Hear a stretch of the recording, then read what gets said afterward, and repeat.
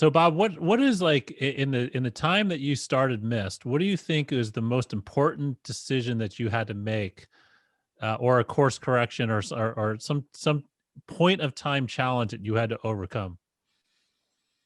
Um, I would say, in both Mist and Airspace, I would say the critical thing on all these adventures is the product market fit. You know, that's the first thing, because if you don't get that right, that usually leads to pivoting and dilution, right?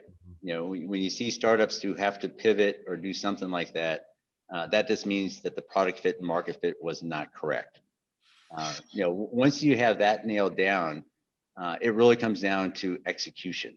If you got the right product market fit, and that really comes down to team, right? When you start having to execute, so most of the problems in startups are mishires. You're basically, once you have the vision and the mission down, now you really got to make sure you have the right team to execute on that vision and mission. Interesting. Thank you very much for that. What about you, Kirk? What are your thoughts on that?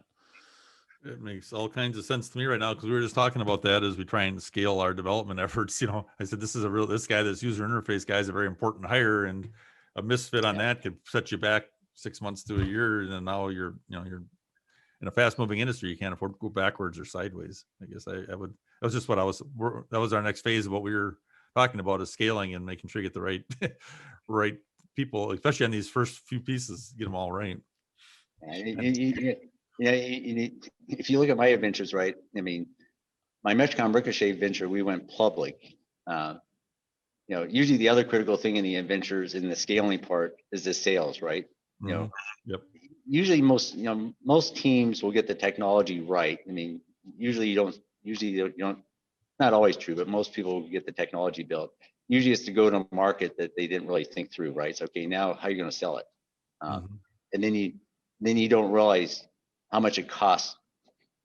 How much does a sales team cost? Like, guys, this is not cheap. You get to raise money, and the sales team isn't like putting a nickel in and getting a quarter out. It's like it's a forward bet, right? You put a lot of money in, and then you're going to hope this works out. Yeah, right. And you got to grow faster than the market and everything else. Got to get the sales team ramped up and start selling stuff. What we're trying to do is, because we've been around for so long, kind of what we do, a lot of pen testing services, web app assessments, and all that. So we're using that as a way to hang around just by doing traditional work. Yeah. If they're not ready to jump into like an attack surface management solution or something, we can still stay around because we've got a reputation for doing good security. So we don't have to build, a reputation up. We already got that, but we don't have a reputation for apps. So, so that's kind of like, you got a services revenue, you got service revenue. Yep. And then you're trying to kind of basically start up a product company, right? Right. So there's a lot of models where you see people start on the services business and then they start adding a product, element to it. So we'll see if it turns out or not. It's fun. I'm enjoying it so far. Yeah. Now I've got examples. I've got friends who've done that, right? They started in the services business and then they basically use the services to fund the product side of the business. Yep.